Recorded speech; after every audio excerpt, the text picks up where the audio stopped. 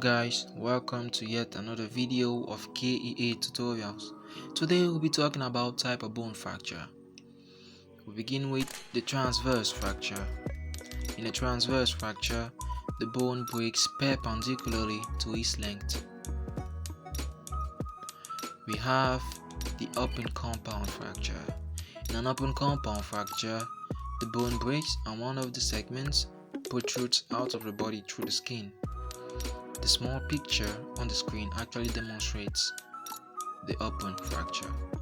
We have the oblique fracture. An oblique fracture, at the level of the breakage in the bone, you see an angle. Actually breaks forming an angle, and note that it can be displaced or in place. We have the comminuted fracture. In a comminuted fracture, the bone breaks into several particles, and it's a type of severe fracture. We have segmental fracture.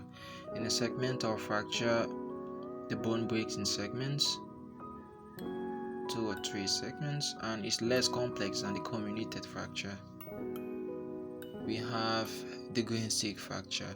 In a green stick fracture, I'll actually say this fracture actually happens in very fragile bones, like the one you see in children, newborns, and the elderly. That's why this fracture is mostly common with those type of population. You have spiral fracture. In a spiral fracture, the bone breaks in a spiral-like manner, forming a kind of spiral.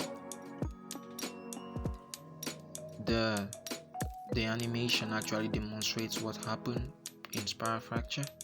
You have avulsed fracture. In this type of fracture, a small chunk of bone that was attached to a ligament actually breaks, and the ligament pulls it away from the main bone. That's what happens in this case.